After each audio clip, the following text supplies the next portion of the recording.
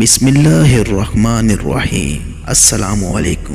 اللہ کے نام سے شروع جو بڑا مہربان نہایت رحم والا ہے۔ فرمان مصطفیٰ ہے جو شخص مجھ پر 10 بار درود پاک پڑھتا ہے اللہ اس پر 10 رحمتیں بھیجتا ہے۔ ویڈیو شروع کرنے سے پہلے ہمارے اس چینل کو سبسکرائب بھی کیجیے اور بیل آئٹم کا بٹن بھی دبا دیجیے تاکہ ہر آنے والی نئی ویڈیو کا نوٹیفیکیشن آپ کو ملتا رہے۔ کمنٹ باکس میں اپنی رائے کا اظہار بھی کیجیے، ہو سکے تو ویڈیو کو شیئر بھی کیجیے اور لائک بھی کیجیے۔ شکریہ۔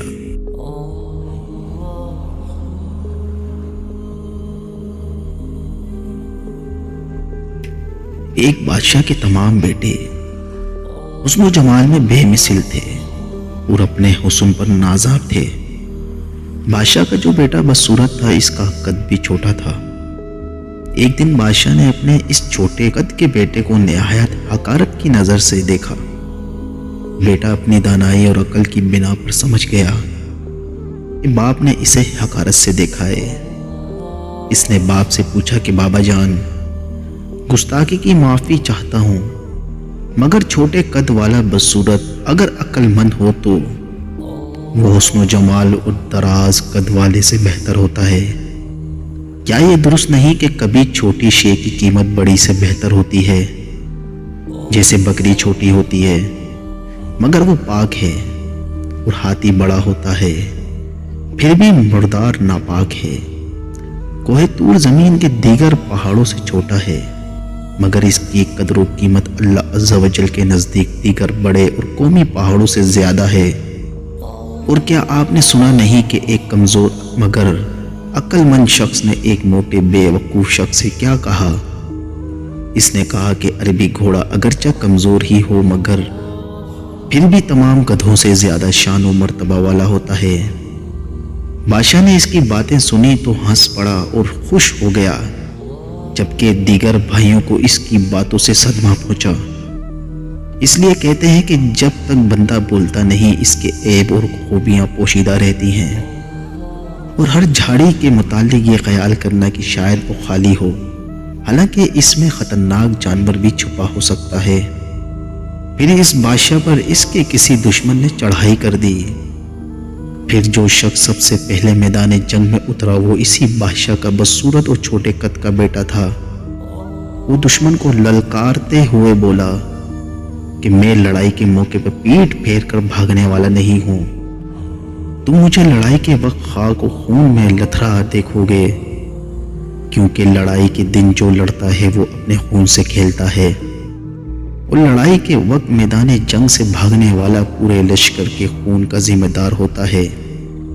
یہ کہہ کر وہ دشمنوں پر جھپٹ پڑا اور ان کے کئی 100 ماؤں کو قتل کر کے اپنے باپ کے پاس واپس لوٹا، اور باپ کے قدم چوم کر عرض کرنے لگا کہ ابا جان، آپ نے میرے کمزور جسم کو میری کمزوری سمجھا اور موٹاپے کو حسن و خیال کیا، جبکہ حقیقت یہ ہے کہ پتلی کمر والا گھوڑا لڑائی میں جو کام کرتا ہے وہ کام موٹا تازہ بیل بھی نہیں کر سکتا۔